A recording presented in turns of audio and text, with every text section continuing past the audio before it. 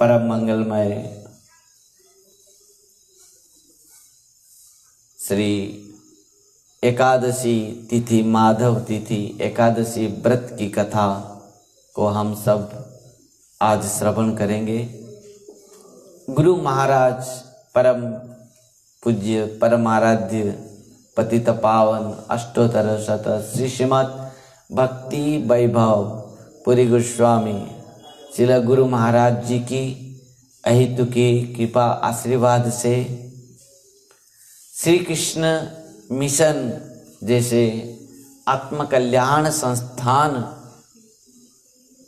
आज समस्त विश्व में प्रत्येक जीव का, प्रत्येक व्यक्ति का आत्म कल्याण उद्देश्य में केवल कार्य कर रहा है। गुरु महाराज जी की जो इच्छा है, आदेश हैं, उपदेश हैं, निर्देश हैं, मार्गदर्शन है और श्रील जगत गुरु भक्ति सिद्धांत सरस्वती गोस्वामी ठाकुर जी महाराज के और श्रीमन चैतन्य महाप्रभु की जो इच्छा, आदेश, निर्देश, उपदेश को पालन करते हुए आज हम लोग वही गुरु परंपरा में इस कथा अमृत रस को पान कर रहे हैं। आज विश्व भर में श्री कृष्ण चैतन्य मिशन संस्था प्रायतः हर स्थान में गठन किया गया है, निर्माण की गई है। गुरु महाराज जी की ऐतिक कृपा से उनके समस्त शिष्यों ने प्रत्येक स्थान पर इस प्रकार श्री कृष्ण चैतन्य मिशन के ब्रांच गठन करते हुए प्रत्येक जीव का आत्म कल्याण के लिए इस प्रकार अभियान वर्तमान समग्र विश्व में चल रहा है। उम्मीद है निश्चित भाव से श्रीमन चैतन्य महाप्रभु की जो वाणी है, कथा है, जो उनकी इच्छाएं हैं, जो उनके निर्देश हैं, मार्गदर्शन है, प्रत्येक जीवों का आत्म कल्याण के उद्देश्य संसार बंधन में, संसार में दुख पाते हुए मोह माया जाल में पड़ा है जीव, ममता रूप रस्सी में यहाँ बंधी हुई है जीव और कभी दुख पाकर रो रहा है, कभी इस माया की खुशी में कभी हंस रहा है। पर दो पल की ही जीवन, बस जीव को क्या करना चाहिए? हम मनुष्य शरीर हमको मिला है और मनुष्य इस जीवन का सार्थकता कहाँ पर है, कब है, कैसे है, किस प्रकार है? हम केवल मात्र धन संपत्ति यहाँ पर कमाने के लिए नहीं आए हैं, ध्यान देना।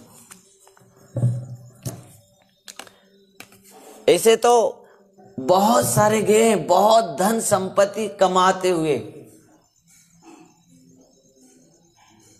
हैं और सब कुछ यहीं पर ही रह गया है। बस हमारे साथ केवल क्या जाएगा? जितने हम भगवान का भजन करेंगे, कितना धन संपत्ति यहाँ पर कमा लो, पर वो तुम्हारा साथ नहीं देने वाला। ये सब जानते हैं, जीव जान बूझकर भी, सब जानते हुए भी माया मोह में पड़ा है और भगवान साक्षात दुखी हो जाते हैं जब जीव इस प्रकार संसार भोग करते करते करते करते अंतिम में जब वो नरक में जाकर नरक भोग करता है, तब भगवान जीव के लिए दुखी हो जाते हैं। क्यों? क्योंकि हम जो इस संसार में कर्म कर रहे हैं हमको केवल नरक मिलेगा। जितने झूठ कह रहे हैं, जितना पाप कर रहे हैं, जितने पशु हत्या कर रहे हैं, जीव हिंसा कर रहे हैं, भगवान के भजन को त्याग करके हम संसार कर्म में लगे हुए हैं, अपना इंद्रिय तृप्ति, इंद्रिय भोग, तो अंतिम में हमको केवल नरक मिलेगा। और भगवान ने इस कारण से, भगवान जब सृष्टि किया तब समस्त पापों का एक पुरुष सृष्टि हुआ। तो वो पाप पुरुष भगवान के शरण में जाकर कहा कि मुझे क्या करना है, मुझे क्या दायित्व है, आप बताइए। भगवान ने कहा इन संसार में जो भी पाप करेगा उसके ऊपर तुम शासन करोगे, उनको दंड दोगे और उनको नरक भेजोगे। पाप पुरुष यहाँ पर समस्त प्रकार के जीवों के ऊपर शासन करने लगा, सबको जाकर नरक में दंड दिया। जीव जब नरक में दंड पाया, बहुत कष्ट क्लेश, आप लोग 28 नरक के बारे में सुने होंगे।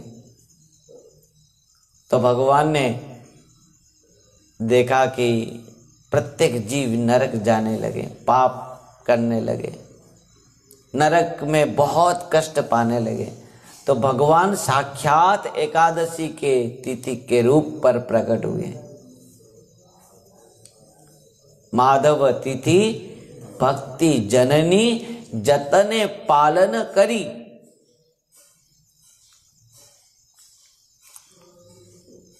इस प्रकार है और समस्त जीवों को आदेश निर्देश और पथ प्रदर्शन कराया भगवान ने। एकादशी व्रत रखो और एकादशी व्रत रखने से तुम्हारा समस्त पाप प्रारब्ध कर्म फल सब नष्ट हो जाएंगे। तब क्या हुआ, एकादशी व्रत हर व्यक्ति रखने लगे, हर जीव रखने लगे, सब कोई नरक से उद्धार होते हुए सब कोई भगवत धाम जाने लगे। तब पाप पुरुष देखा तो मेरा और कुछ काम नहीं चला, भगवान के शरण में आया, कहा कि प्रभु मुझे आपने क्यों बनाया, प्रत्येक जीव तो आज वैकुंठ धाम जा रहा है, नरक में ताला पड़ गया है। तो भगवान ने कहा पाप पुरुष मैं तुमको कुछ स्थान दे रहा हूं, जो स्थान में तुम इस एकादशी तिथि में ही रहोगे। और इस एकादशी तिथि में जो भी अनाज भक्षण करेगा वो केवल तुमको ही भक्षण करेगा, पाप भक्षण करेगा। इस एकादशी तिथि में जो उपवास नहीं रखेगा, व्रत नहीं रखेगा, वो केवल पाप भक्षण करेगा और एकादशी वर्ष संवित वो नरक भोग करेगा। नरक 7 जन्म तक वो चंडाल कुल में जन्म होगा और उसको गलित कुष्ठ रोग होंगे। कदाचित वो भ्रमण करते करते करते करते यदि कदाचित वो क्या होगा, साधु वैष्णव गुरु देव के संग करेगा, उन्हीं के ही संग प्राप्त करते हुए उनका मार्गदर्शन से यदि वो एकादशी व्रत रखेगा तब जाकर वो नरक से, कुष्ठ रोग से वो मुक्त होगा। इस प्रकार शास्त्रों में कहा गया है। और भी बहुत सारे शास्त्रों में इस एकादशी की महिमा के बारे में वर्णन की गई है। ब्रह्म वैवर्त पुराण, ब्रह्मांड पुराण है, मार्कंडेय पुराण, पद्म पुराण, अग्नि पुराण, गरुड़ पुराण, बस समस्त पुराण, 18 पुराण से लेकर वेद वेदांत उपनिषद महाभारत समस्त शास्त्रों में एकादशी की महिमा को वर्णन की गई है। और कहा गया और भी बहुत सारे माने कथा है एकादशी व्रत की। मोर दैत्य था, जो मोर दैत्य देवताओं को आक्रमण करके देवलोक से उनको हटा दिया। इंद्र भगवान के शरण में आया, भगवान मोर दैत्य के साथ युद्ध किया और दिव्य युग तक युद्ध करते करते भगवान ने युद्ध भूमि छोड़कर भागा। आज भी एकादशी गुम्फा है जो हम बद्रीनाथ गए थे, और वहां पर वही गुम्फा में जाकर भगवान ने शयन किया। मोर दैत्य उनके पीछे पीछे गया और भगवान शयन कर रहे हैं देख के भगवान के ऊपर आक्रमण किया मोर दैत्य ने, और भगवान के शरीर से एक दिव्याति दिव्य देवी उत्पन्न हुई, और वो देवी उत्पन्न होते हुए मोर दैत्य को मार दिया, उनके सैन्य सबको मार दिया। भगवान जगते हुए वो देवी को देखा और भगवान ने देवी से पूछा, तुम कौन है? वो देवी ने कहा, मैं एक दासी हूं आपका। इन सबको कौन मारा? मैं ही मार दी हूं, क्योंकि आपके ऊपर ये सब आक्रमण कर रहे थे, आप शयन कर रहे थे। अच्छा, भगवान अत्यंत खुशी हो गए। वो देवी को आशीर्वाद भगवान ने दिया कि आज तुम्हारा नाम है एकादशी, क्योंकि तुम एकादशी तिथि में आविर्भाव हुए हो। भगवान ने उसको एकादशी रूप पर वो देवी को आशीर्वाद दिया और कहा, जो आज की तिथि में तुम्हारे व्रत रखेगा वो मुझे प्राप्त करेगा, भगवत धाम को प्राप्त करेगा। ध्यान देना भक्तों, इस प्रकार एकादशी व्रत की महिमा बहुत सारे शास्त्रों में बहुत सुंदर सुंदर भाव से वर्णन की गई है, और समस्त शास्त्रों में इस बात को कहा गया है कि एकादशी व्रत सर्वश्रेष्ठ व्रत है। ध्यान देना, हम हर दिन व्रत रखते हैं, ऐसे संसार के लोग हर दिन व्रत है कि नहीं? सोमवार व्रत हैं शिव जी के, मंगलवार मंगला देवी की, बुधवार है, गुरुवार, शुक्रवार, शनिवार, रविवार, हर दिन के व्रत हैं। परंतु कहा गया है जो एकादशी व्रत नहीं रखेगा, शास्त्रों में कहा गया है जो एकादशी व्रत नहीं रखेगा उनके समस्त व्रत निष्फल हो जाएगा, किसी भी व्रत से उनको फल मिलने वाला नहीं है। परंतु यदि वो एकादशी व्रत रखता है तो समस्त व्रत के फल वो एकादशी व्रत से प्राप्त कर लेता है। साक्षात भगवान श्री कृष्ण से युधिष्ठिर महाराज ने एकादशी की महिमा के बारे में पूछा तो भगवान ने साक्षात एकादशी व्रत की महिमा को कहा है। वह जो इस धर्म को बनाया वही तो कहेगा। किसी ने मुझे पूछा कि भगवान क्यों कहा, और तो कोई कह सकता था, क्योंकि धर्म तो साक्षात भगवत प्रणीतम। धर्म कौन बनाया है? भगवान ने बनाया है, और वो ठीक भाव से सही भाव से धर्म को व्याख्या कर सकते हैं। धर्म तो साक्षात भगवत प्रणीतम, नवे विदुरुषेनापि देवा न सिद्ध्य मुख्या असुर मनुष्या कुतनु विद्याधर चारणादय। धर्म तो साक्षात भगवत प्रणीतम, भगवान के द्वारा धर्म प्रणीत हैं, भगवान ही साक्षात प्रणयन किए हैं, और भगवान ही साक्षात व्याख्या कर रहे हैं, और भगवान भी साक्षात मार्गदर्शन करा रहे हैं।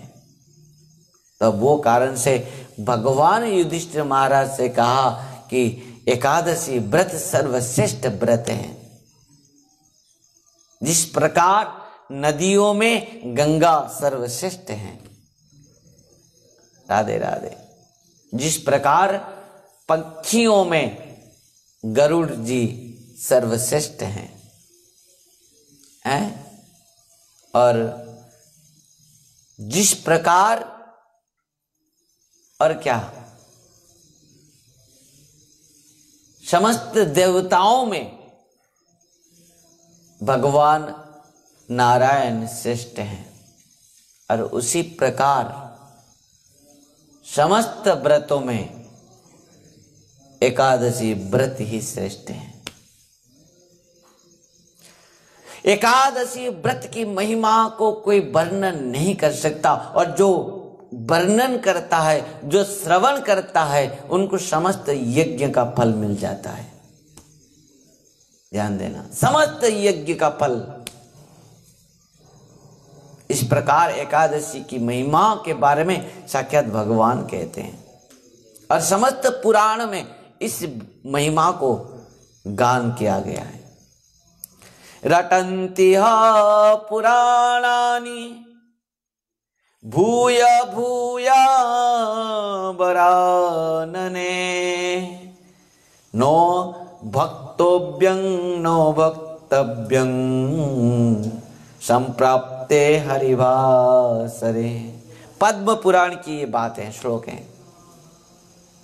पद्म पुराण में इस बात को कहा गया है कि रटन्ति पुराणानि भूय भूय वरानने, और न भक्तव्यं संप्राप्ते हरिवासरे। प्रत्येक शास्त्र ने इस बात को कहा है कि एकादशी में भोजन मत करो, भोजन मत करो, उपवास रखो। उपवास का अर्थ है भगवान के पास निवास करना। व्रत का अर्थ है संकल्प। तो महाराज, तो क्यों हम आहार त्याग करेंगे? क्यों खाएंगे नहीं? क्यों? क्योंकि भगवान के पास रहने के लिए मन और इंद्रियां को संयत करना चाहिए, एकाग्रत चित्त में। और इस मन को और इन हमारे इंद्रियां को यदि हम एकाग्रत चित्त में भगवान के शरण में लगाएंगे, तब हमको क्या करना पड़ेगा? आहार त्याग करना पड़ेगा। नहीं तो ये इतना दुष्ट है, तुम्हारा बात नहीं मानेंगे। जब इनको तुम खाना नहीं दोगे ना, खाद्य नहीं दोगे, आहार नहीं दोगे, तब ये मन कहेगा क्या कह रहे हो बताओ अभी। नहीं तो ये इतना चंचल है, थोड़ा सा इसको खाद्य मिल जाए, एनर्जी मिल जाए, ये और किसी की बात नहीं सुनने वाला है मन, इंद्रियां। तो वो कारण से सब प्रकार के ऐश्वर्य, सब प्रकार के भोग विलास, सब प्रकार के आहार को त्याग करते हुए भक्त लोग भगवान के श्री चरण में समर्पित होते हैं। एकादशी तिथि में निरंतर भगवान का भजन करते हैं, स्मरण चिंतन मनन करते हुए, साधु संत वैष्णव का संग करते हुए बस हरि कथा श्रवण करते हैं और एकादशी की महिमा को श्रवण करते हैं। और श्री नारद पुराण में कहा गया है क्या? जानी कानी च पापानि ब्रह्म हत्या समानी च अन्नमाश्रित्य तिष्ठन्ति संप्राप्ते हरिवासरे। श्री नारद पुराण में कहा गया है कि प्रत्येक पाप इस अनाज में निवास करते हैं। कब? इस हरिवास तिथि में, एकादशी तिथि में। तो वो कारण से इस तिथि में समस्त अनाज भक्षण निषिद्ध है। और बृहद नारदीय पुराण में भी इस बात को कहा गया है। ध्यान देना, प्रत्येक शास्त्रों में इस बात को कहा गया है।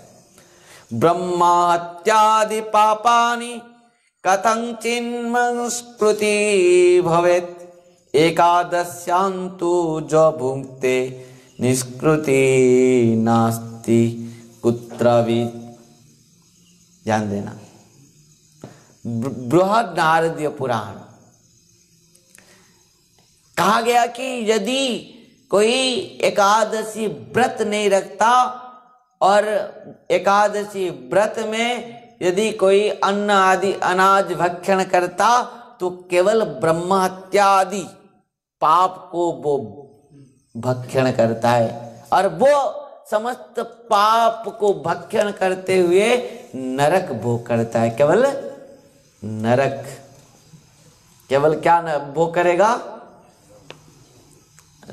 वो कारण से भगवान इस बात को किसको कह रहे हैं? साक्षात युधिष्ठिर महाराज से कह रहे हैं। हाँ, कह रहे हैं कि राजन, इस प्रकार इस एकादशी व्रत को ध्यान देना। इस व्रत के बारे में श्रीमद् चैतन्य महाप्रभु मां से भी कहा था।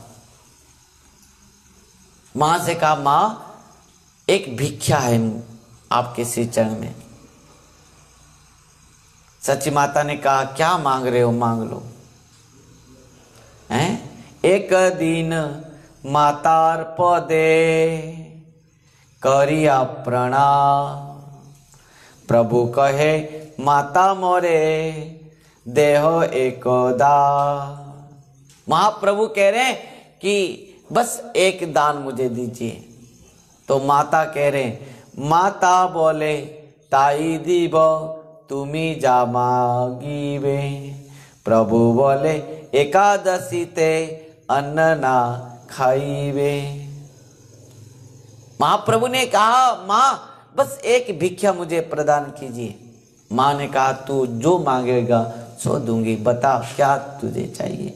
महाप्रभु ने हाथ जोड़कर कहा कि मां एकादशी में कभी भी अन्न आदि अनाज भक्षण नहीं करना। तो सची माता ने कहा कि निमाई से, श्रीमद् चैतन्य महाप्रभु से, सची कहे ना खाइब भालो ही कहिला, सही हईते एकादशी करिते लागिला। श्रीमद् महाप्रभु की माता सची माता ने कहा कि निमाई तू सही कहा है, क्योंकि श्रीमद् चैतन्य महाप्रभु का नाम था निमाई। माता हर समय निमाई निमाई के बुलाते थे। तू सही कहा, आज से मैं एकादशी व्रत रखूंगी और एकादशी व्रत में किसी भी अनाज, किसी प्रकार भी भोजन नहीं करूंगी। और उसी दिन से श्रीमद् चैतन्य महाप्रभु की मां सची माता एकादशी व्रत रखे। भगवान साक्षात धर्म को स्थापन करने के लिए आए हैं, प्रचार करने के लिए आए हैं, और पहले से अपने खुद से और अपना परिवारों से आरंभ होती है। राधे राधे। इस प्रकार समस्त शास्त्रों में इस एकादशी की महिमा को बहुत सुंदर भाव से गान किया गया है। और एक पद्म पुराण में और एक श्लोक में क्या कहा गया है हम सुनेंगे। भुंक्ष्यव भुंक्ष्यवती जो ब्रुवात् संप्रप्ते हरिवासरे गुब्राह्मण स्त्रियश्चपि जैहि बदति क्वचित् सद्धं विवेति जे ब्रुवात् तेषामेव अधोगति। ध्यान देना, बहुत सारे लोग इस श्लोक में बहुत सुंदर कथा कहा गया है पद्म पुराण में। बहुत सारे लोग क्या करते हैं, एकादशी में खुद उपवास रहते हैं और क्या करते हैं, दूसरे को खिलाते हैं। कोई बंधु बांधव आ गया, ध्यान देना, सब इस बात को बहुत गौर से सुनना। हमारे घर में कोई अतिथि आ जाए, बंधु बांधव आ जाए, हम क्या करते हैं, हाँ हम तो उपवास है एकादशी के, इनको खिलाओ, अन्न खिलाओ, इनको अनाज अन्न आदि सब प्रकार के भोजन बना के इनको खिलाओ। परंतु यहां पर पद्म पुराण में कहा गया है, जो खुद नहीं खाकर भी किसी को भोजन कराता है, जो भोजन करेगा वो भी नरक में जाएगा, जो कराएगा वो भी नरक में जाएगा। हाँ, पाप तो भोगना पड़ेगा। भक्तों, एकादशी में ना तो खुद अनाज भोग करना, भोजन करना, ना तो किसी को भी भोजन कराना। अथवा किसी को भोजन कराने के आदेश तक भी देना। खाली इतना तुम कह दो कि हाँ तुम खा लो, भक्षण कर लो, उनको दे दो, वो खा ले, बस इतना में भी बहुत है। वो भी पाप भोग करेगा और तुम भी पाप भोग करोगे। तुम जो आदेश दिए, निर्देश दिए और उसको भोजन कराए। तो भक्तों, एकादशी में कदाचित ना तो खुद भोजन करना है और ना तो किसी को भोजन कराना, क्योंकि एकादशी में खुद भोजन करने से जितना पाप है और उतना पाप भी भोजन कराने वाला का भी है।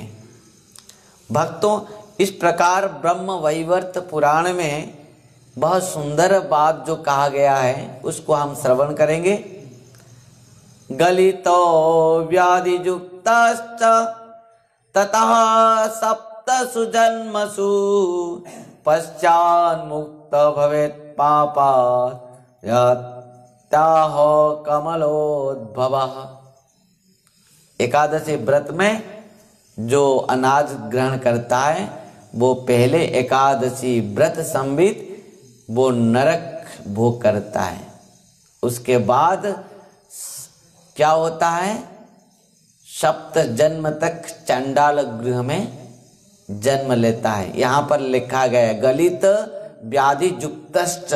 कोई ऐसे सोचेगा कि महाराज जी अपना मनमानी बात कर रहे हैं, क्योंकि ये तो बहुत कष्ट की बात है ना। जो अनाज खा रहे हैं उनको तो बहुत कष्ट लगेगा। अरे हमको एकादशी स्तंभित वर्ष तक महाकुंभी पाक नरक में भोगना पड़ेगा और उसके बाद 7 जन्म तक चांडाल गृह में और कुष्ठ रोग व्याधि होगा।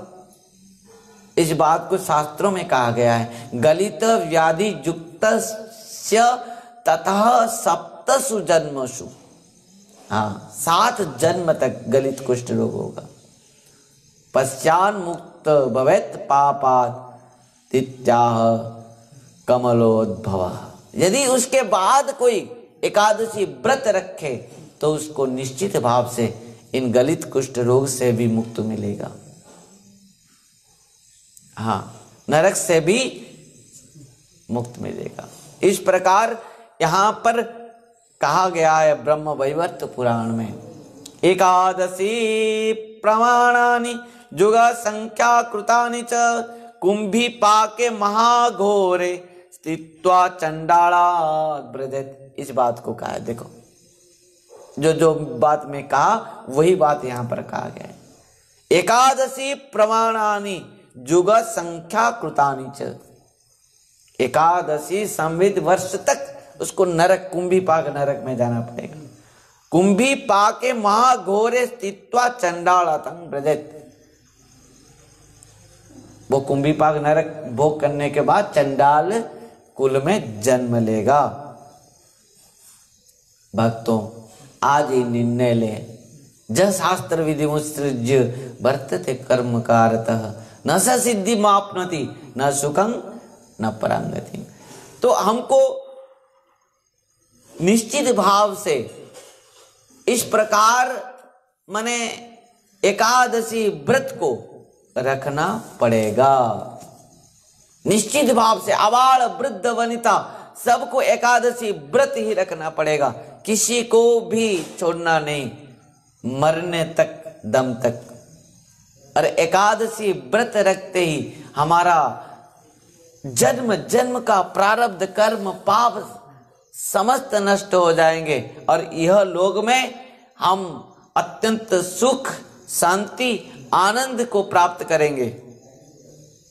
हाँ, समस्त ऐश्वर्य को प्राप्त करेंगे, समस्त वैभव को प्राप्त करेंगे और परलोक में भगवत धाम, भगवान के श्री चरण और भगवत सेवा को प्राप्त करेंगे। भक्तों, इस प्रकार आज की जो एकादशी है, पौष मास कृष्ण पक्ष एकादशी, आज जो है, आज की एकादशी की महिमा थोड़ा हम श्रवण करेंगे। भक्तों, एक समय की बात है, श्री युधिष्ठिर महाराज ने भगवान श्री कृष्ण से हाथ जोड़कर प्रश्न किया, कहा महाराज, हे प्रभु, हे कृष्ण, आप मुझे पौष मास के कृष्ण पक्ष की एकादशी के बारे में बताइए, विस्तृत भाव से आप इस कथा को सुनाइए। भगवान श्री कृष्ण ने युधिष्ठिर महाराज से कहा कि हे राजन, आपको हर एकादशी की महिमा को मैं सुनाया हूं, अत्यंत स्नेह के कारण मैं आपको सुना रहा हूं। और इस जो पौष मास के जो कृष्ण पक्ष एकादशी हैं, ये अत्यंत महिमामयी एकादशी व्रत हैं, तिथि है। केवल जो इस एकादशी की कथा को श्रवण कर लेता है, जो इस एकादशी कथा को केवल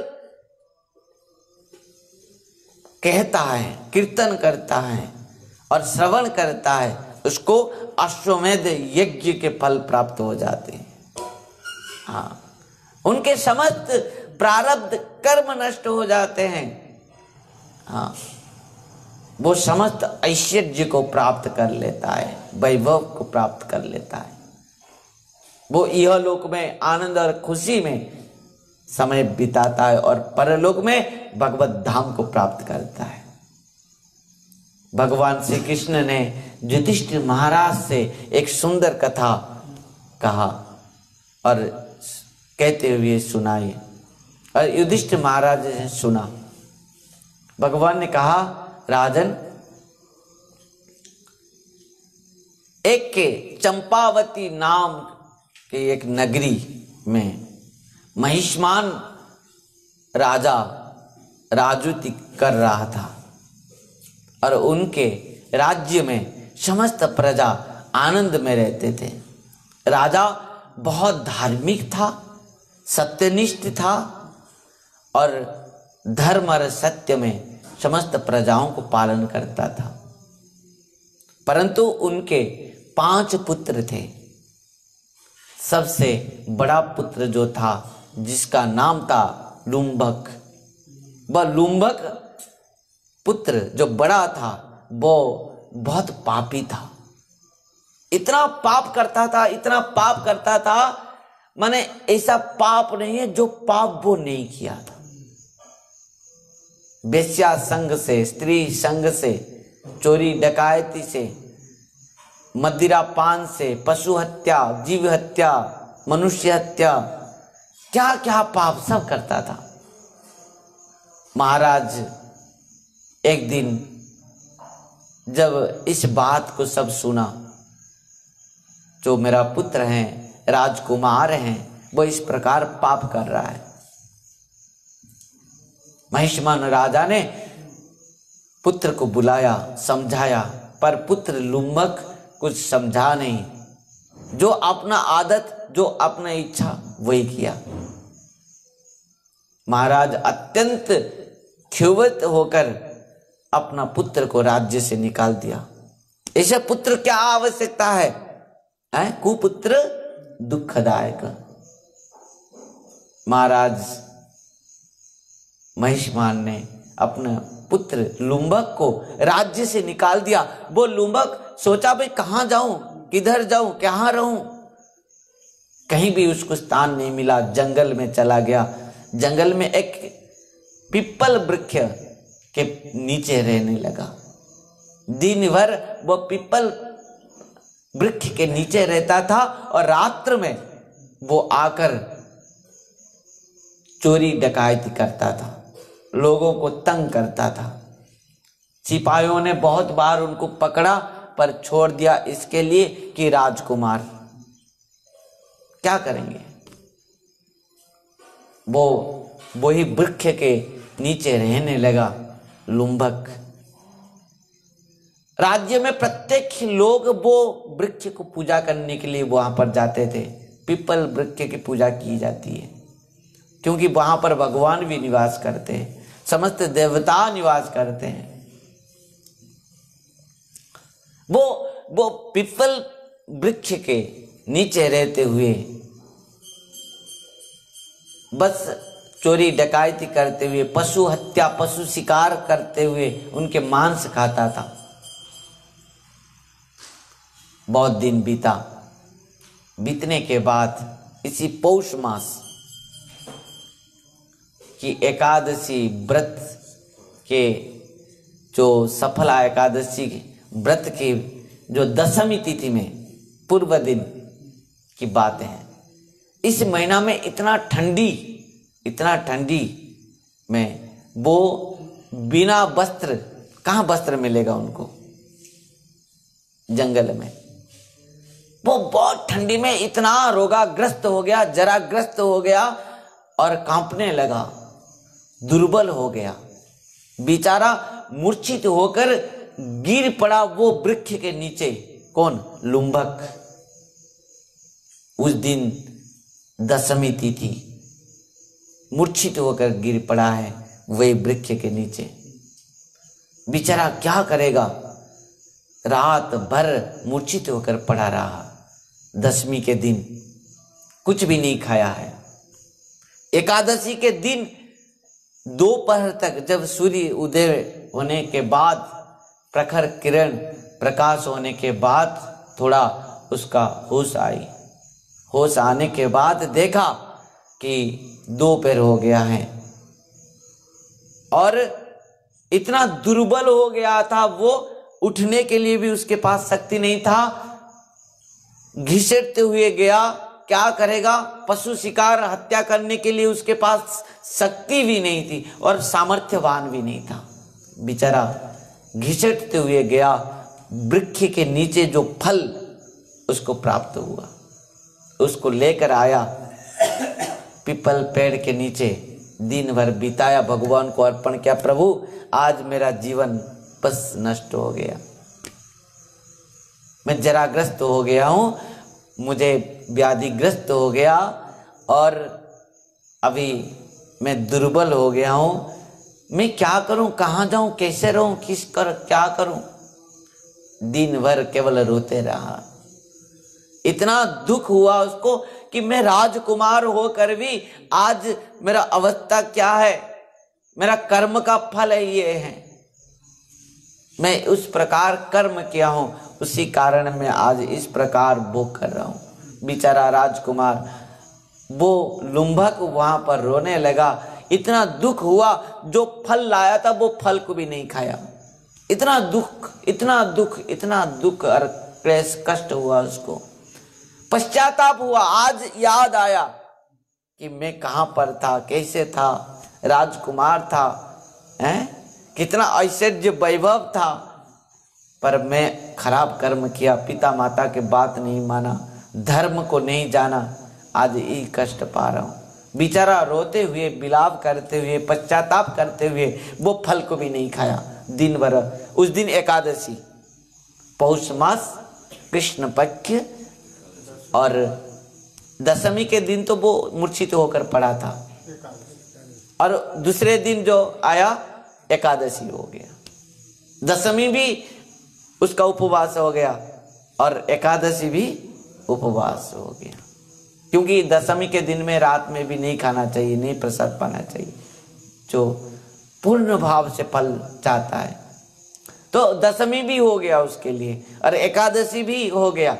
दिन भर वो केवल पश्चाताप किया, रोते रहा और वो फल को भी नहीं खाया।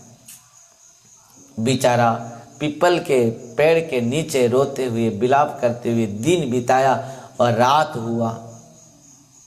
हाँ, रात भर भी केवल हे भगवान, हे प्रभु, हे प्रभु, हे भगवान, भगवान का नाम लेते लेते, और इधर भूख भी है, प्यास भी है, दुख भी है, कष्ट भी है, क्लेश भी है, शरीर रोगाग्रस्त है, जराग्रस्त हो गया है और उसको नींद भी नहीं आई रात में। रात भी जागृत हो गया, उसका जागरण हो गया। भगवान का नाम भी हर समय मुख में निकला। देखो, नहीं चाहते हुए, नहीं जानते हुए भी, अनजान में भी उसका एकादशी व्रत निष्ठा में हो गया। प्रातः जब हुआ, प्रात होने से पहले भगवान अत्यंत खुशी हो गए। एकादशी व्रत निष्ठा में रखते ही भगवान उसके ऊपर आनंदित हो गए, खुशी हो गए। साक्षात भगवान उसको कहने लगे, हे लुम्भक, तू जो एकादशी व्रत रखा, तेरा एकादशी व्रत सफल हो गया। इस सफला एकादशी में तेरा जीवन ही सफल हो गया। इस एकादशी की महिमा इस प्रकार है, कितना भी, किस प्रकार भी, कैसा भी पापी क्यों न हो, यदि एकादशी व्रत को चाहे वो अज्ञान में, अनजान में भी क्यों नहीं रखे हो, रखते ही उसको समस्त फल मिल जाते। आज तुझे मिला फल, तेरे ऊपर मैं बहुत खुशी हूं। आज तुझे मैं दिव्य शरीर को प्रदान कर रहा हूं। भगवान की कृपा से वो लुम्भक को दिव्य अति दिव्य शरीर प्राप्त हो गया। हाँ, और भगवान ने कहा, लुम्भक तुम जाओ राज्य में, तुम्हारे पिताजी तुमको संपूर्ण साम्राज्य को प्रदान करेंगे। तुम संपूर्ण साम्राज्य को भोग करोगे, अत्यंत ऐश्वर्य प्राप्त करोगे, वैभव प्राप्त करोगे, आनंद में रहोगे। तुम्हारी पत्नी, तुम्हारे पुत्र, तुम्हारे पिता माता सब तुमको अपेक्षा कर रहे हैं। लुम्भक अत्यंत आनंदित होकर अपना राज्य को वापस लौट कर आया। पिता और माता, पत्नी, बच्चे लुम्भक को देख के अत्यंत आनंदित होकर समग्र राज्यवासियों उनको स्वागत किया। महाराज ने पुत्र लुम्भक को राज सिंहासन के ऊपर बैठा के अभिषेक कर दिया, और उसी दिन से लुम्भक भगवान का अनन्य भक्त बन गया। अत्यंत भक्ति प्रेम भगवान के प्रति किया। समझ गया कि संसार में यदि देने वाला एक है, वो है भगवान। हाँ, एकमात्र यदि हमारा दुख दूर करने वाला है, वो है भगवान। हाँ, हम देवताओं से भी कुछ प्राप्त करने वाले नहीं हैं, क्योंकि साक्षात इंद्र आदि देवता भी दुखी हैं। न च इंद्र से सुखम किंचित न सुखम चक्रवर्ती न, कोई भी सुखी नहीं है इस जगत में। तो लुम्भक अत्यंत धर्मात्मा बन गया और अत्यंत धर्म से राज्य पालन किया। एकादशी व्रत रखा, समस्त राज्यवासियों को एकादशी व्रत रखने के लिए आदेश दिया। हाँ, महाराज लुम्भक अपने पत्नी, अपने पुत्र, समस्त सपरिवारों के साथ अत्यंत आनंद में निवास किया, और वृद्ध होने के बाद पुत्रों को राज्यभार देते हुए वो खुद वन में चला गया भगवान का भजन करने के लिए, और अंतिम में भगवत प्राप्त किया लुम्भक। भगवान श्री कृष्ण ने इस कथा को सुनाया महाराज युधिष्ठिर से। कहा कि हे राजन, जब इस एकादशी की महिमा इस प्रकार है, तुम सबको कहो। कहते ही और सुनते ही अश्वमेध यज्ञ जैसे समस्त पुण्य फल को जीव प्राप्त कर लेता है। हाँ, तो भक्तों, इस कथा को निश्चित भाव से सबको शेयर करें, और निश्चित भाव से खुद सुने और सबको सुनाएं, और सुनते ही और इस व्रत को निष्ठा के साथ पालन करते ही जीव का आत्म कल्याण हो जाता है। आज वही परम पुण्य तिथि है सफला एकादशी, पौष मास कृष्ण पक्ष की। इस एकादशी व्रत को आज समस्त पांडवों ने भी रखा, समस्त द्वारिकावासी भी रखा, ब्रजवासी भी रखा। आप समस्त शास्त्रों में देखिए, भगवान जहां पर भी अवतार हुए हैं, जहां पर भी अवतीर्ण हुए हैं, भगवान के नित्य पार्षद सब कोई एकादशी व्रत रखा है। चाहे नंद बाबा, मैया यशोदा भी एकादशी व्रत रखे थे, और श्रीमन चैतन्य महाप्रभु के पार्षद भी एकादशी व्रत रखे। हर कोई एकादशी व्रत रखने के लिए बाध्य है। भक्तों, आज जो हमने इस एकादशी की महिमा को सुना, परम पूज्य परम आराध्य पतित पावन गुरुदेव ओम विष्णुपाद परमहंस परिव्राजकाचार्य वज्य अष्टोत्तर शत श्री श्रीमद भक्ति वैभव पुरी गोस्वामी गुरु महाराज जी श्री के अहित की कृपा आशीर्वाद से हमारे जैसे बद्ध जीवों को इस सुअवसर प्राप्त हुई है, इस एकादशी व्रत को पालन करने के लिए, अपना जीवन में रखने के लिए। भक्तों, आज हम बहुत सौभाग्यवान हैं कि गुरु और वैष्णव के कृपा आशीर्वाद से इस प्रकार मार्गदर्शन हमको मिल रहा है, और श्री गुरु वैष्णव के अहित की कृपा से सुअवसर प्राप्त हो रही है। एकादशी व्रत पालन, भगवान का भजन कीर्तन, भगवान की कथा श्रवण, भगवान की सेवा, भगवान का नाम है कि नहीं, इस प्रकार देवताओं के लिए भी दुर्लभ है इस समस्त वस्तु है। जैसे भी हो, उम्मीद है निश्चित भाव से एकादशी व्रत कथा की महिमा को आप सब ने सुना। हमारे साथ जितने भी जुड़े हुए हैं, बहुत दूर दूर से भक्तों ने, जो फेसबुक के ऊपर, यूट्यूब के ऊपर, उन सबको मेरा बहुत बहुत नमन है, स्वागत है और शुभकामनाओं हैं। इस पौष मास और कृष्ण पक्ष सफला एकादशी के लिए आप सब भक्तों को श्री कृष्ण चैतन्य मिशन और समस्त वैष्णव के तरफ से बहुत बहुत शुभकामनाएं हैं।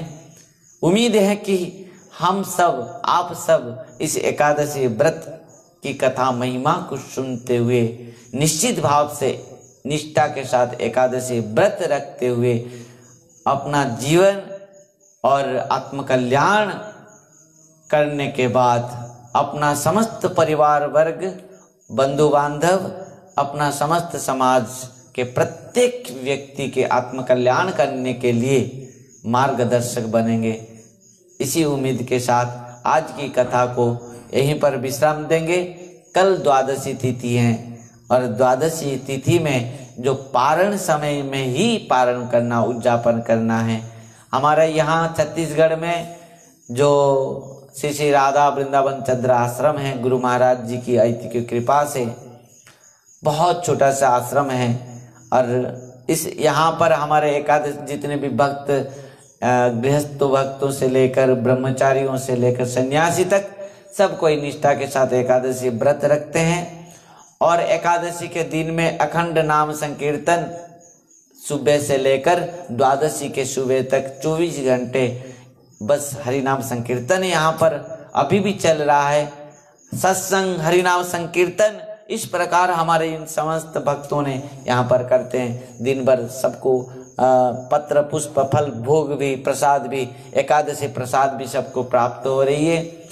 और द्वादशी के दिन में जो, हाँ, एकादशी के रात्र भर अनिद्रा रहना, जागर रहना बहुत महिमा है, और वही कारण से यहाँ पर समस्त भक्तों को निवेदन है कि यहाँ पर रहें और जो अखंड नाम चल रहा है सब अखंड नाम में योगदान दें। हरिनाम संकीर्तन के साथ साधु वैष्णव के संग में रात्र उजागर रहें, और निश्चित भाव से हमारा जितना भी जन्म जन्म का जो प्रारब्ध कर्म पाप फल है सब नष्ट हो जाएंगे, और नित्य नित्य कृष्ण प्रेम आनंद को प्राप्त कर पाएंगे, और अंतिम में भगवत धाम को प्राप्त करेंगे।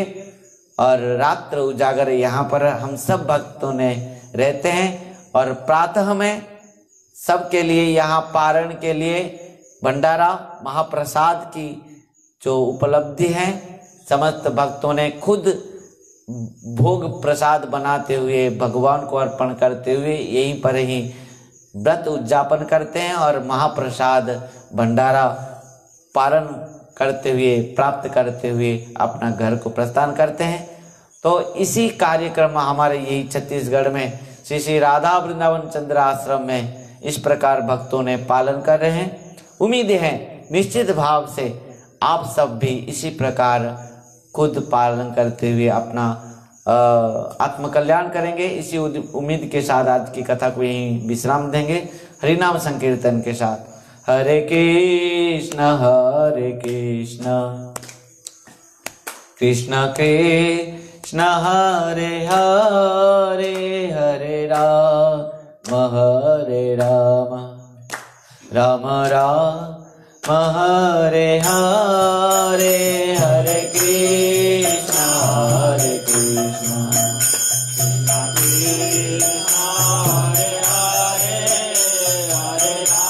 हरि बोल।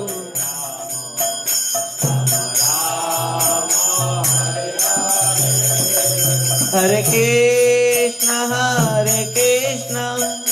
कृष्ण कृष्ण हरे हरे, हरे राम राम राम हरे हरे, हरे कृष्ण कृष्ण कृष्ण हरे हरे, हरे राम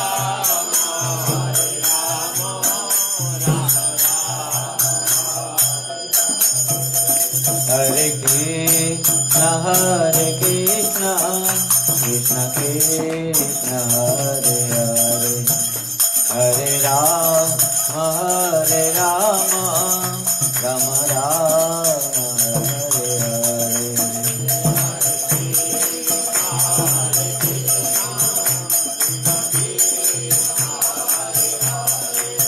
हरि बोल।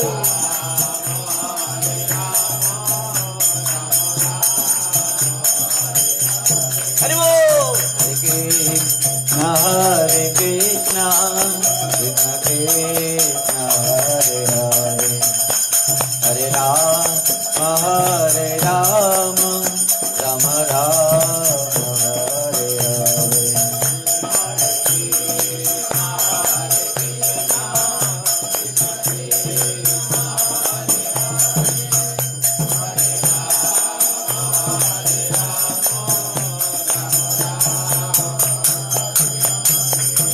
हरे कृष्ण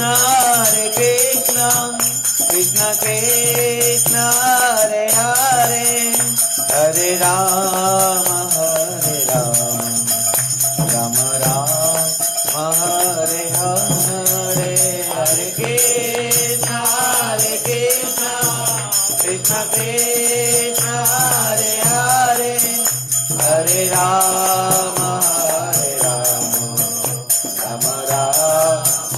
हरे हरे, हरे कृष्ण हरे हरे, हरे राम राम हरे हरे, हरे कृष्ण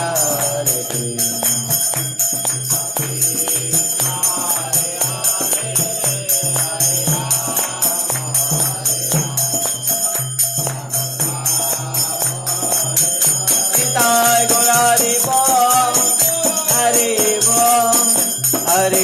बोल, हरि बोल, हरि बोल,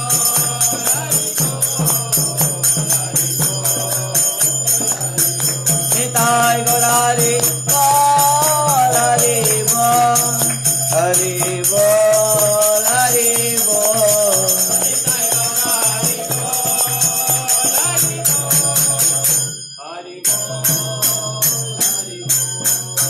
भागवत महापुराण की जय। जय श्री सफला एकादशी व्रत की जय। माधव तिथि की जय। जय परम पूज्य परम आराध्य पतित पावन गुरुदेव विष्णुपाद परमंश परिव्राजक आचार्य वज्यष्टोत्तर शत श्रीमद भक्ति वैभव पुरी गोस्वामी गुरु महाराज की जय। नित्य लीला प्रविष्ट जगत गुरु श्री भक्ति सिद्धांत सरस्वती गोस्वामी प्रभुपाद जी महाराज की जय।